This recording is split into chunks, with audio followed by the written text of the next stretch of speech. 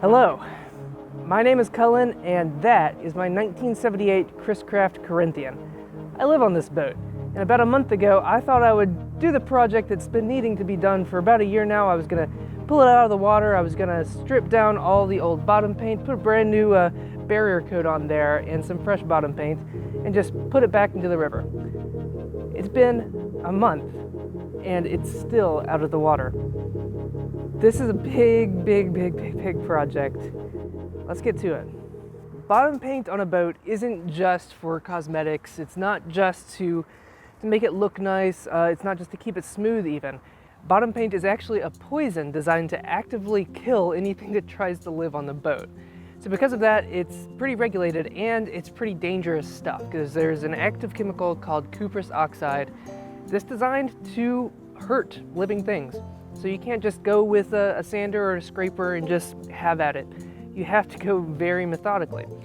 So I knew I wanted to pick this boatyard. This is Sadler Point in Jacksonville, Florida, because they are one of the only do-it-yourself boatyards in the area.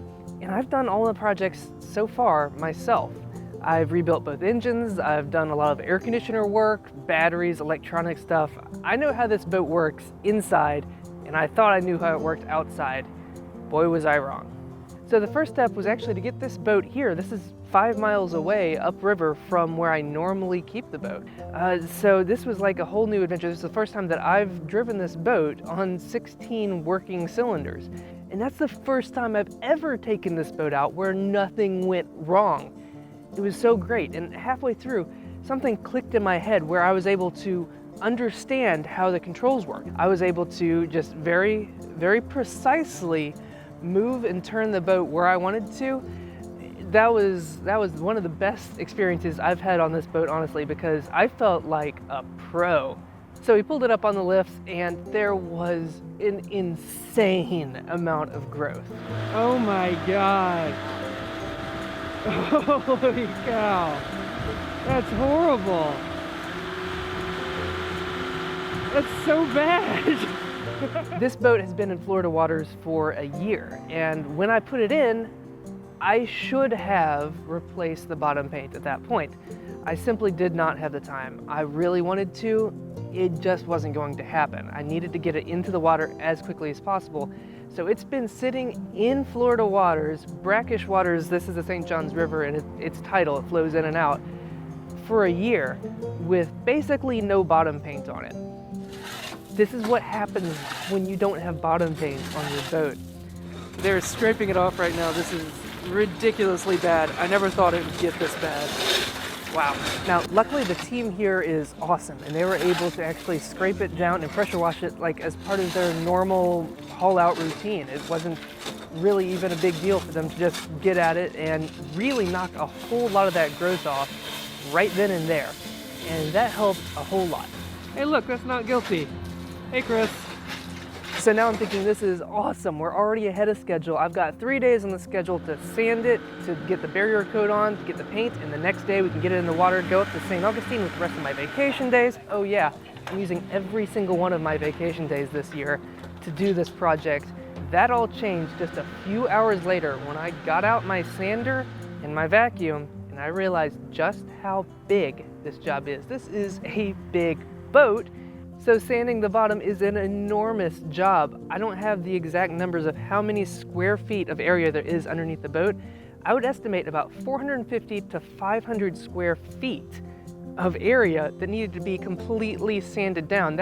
We counted like 6 or 7 layers of old bottom paint that needs to be completely removed down to the gel coat underneath.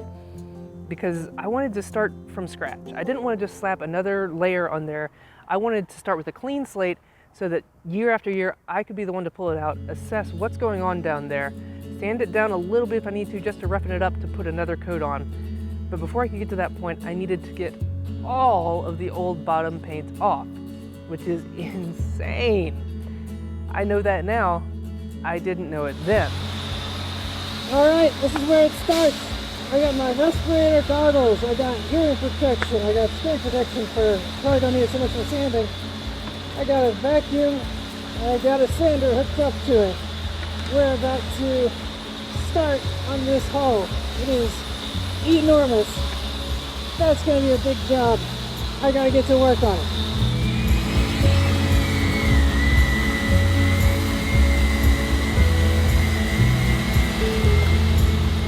Right out of the gate, failure.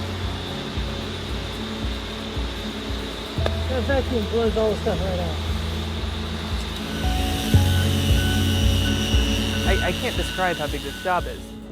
And I didn't take much video because it's the same thing over and over and over and over and over again. 5 solid days. 5 days of sanding from sun up until sundown. That was literally the most miserable that I've been in a very long time. And every day that I'm doing that is a day that this boat is out of the water and a day that I'm not on vacation using the vacation days that I've saved up and I've taken for this project and adventure. And about day 2, I finally brought myself to admit that the trip to St. Augustine was not going to be happening. And that's still really sad because that's like the one thing I wanted to do this year. I've been saving up my vacation days for this. And I thought this stay in the boatyard was just going to be what I had to do before that trip. But I'm in. I'm in deep now. I have to get this job done. And I talked with the boatyard about them possibly taking over the job at that point once I realized how much work it was to sand off all this paint, and that just wasn't a possibility, unfortunately. It didn't come down to time or money or anything. It just came down to they have people waiting on a waiting list to have a full bottom job done. This is, they called it the worst job in the entire boatyard. And it just wouldn't be fair for the people ahead of me in line to use the boatyard's manpower on this project. So the only way out was to get it done. I watched Travels with Jordy, and he's got a phrase, he's used it once or twice, but it's stuck with me so much. It's just work. It's hard work. But when it comes down to it, you just do it. It's just work. This sucks. We counted 7 layers of paint on here, and the bottom layer is falling off. But it's still holding on just tight enough to be a real pain in the butt. So as much as it hurt me physically, and it wore down my brain to be doing the same thing over and over and over again, I had to keep doing it. And I live streamed a little bit of it a couple weeks ago, and thank you to all the people who watched that live stream. It was a lot of fun.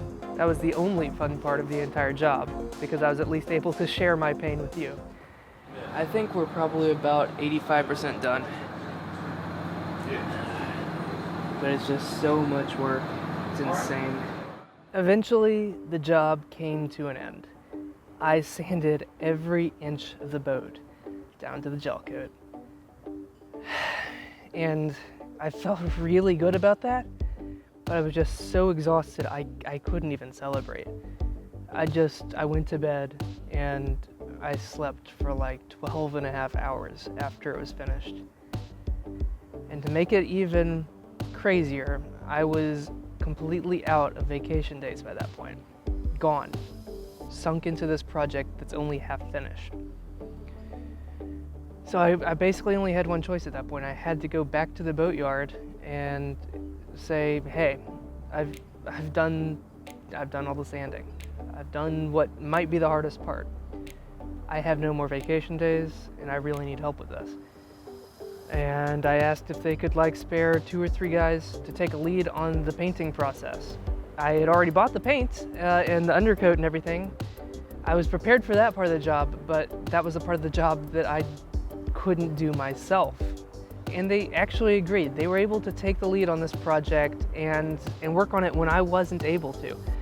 And it really hurts me to do that, honestly, because this is my boat. I've put so much work, love, effort, and I mean, money's part of it too, but when it comes down to it, it's my boat. And there have been very few projects that I've had to hire someone to help with, but sometimes it just has to be that way.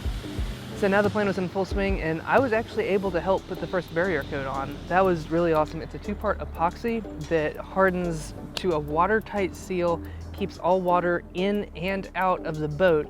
So you want to make sure it's like flat and dry before you put that on, because once it's on, it's locked in place. It has finally hit 50 degrees, and we're just about to put the first coat of barrier coat on there. That's a 2-part epoxy, very specific with temperatures. It feels so good to finally be putting paint on instead of taking paint off. We did 2 coats of that, and then I had to go back to my normal job, which really sucked, honestly, because the project that I'd set out to do, like the main project I've been preparing for all this time and getting ready for, it was only halfway done.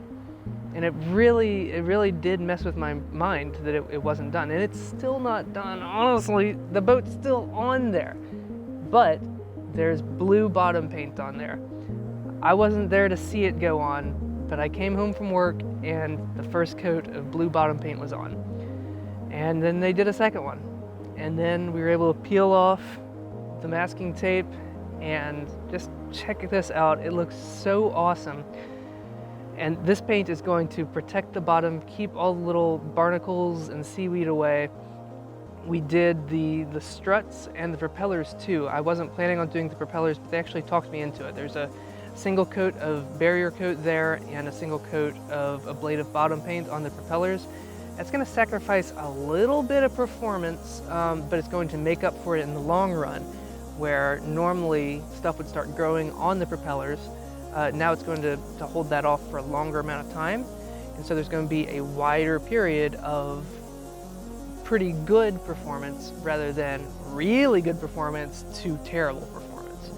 So overall, in the long term, I think that's the right choice, and they look really nice, honestly.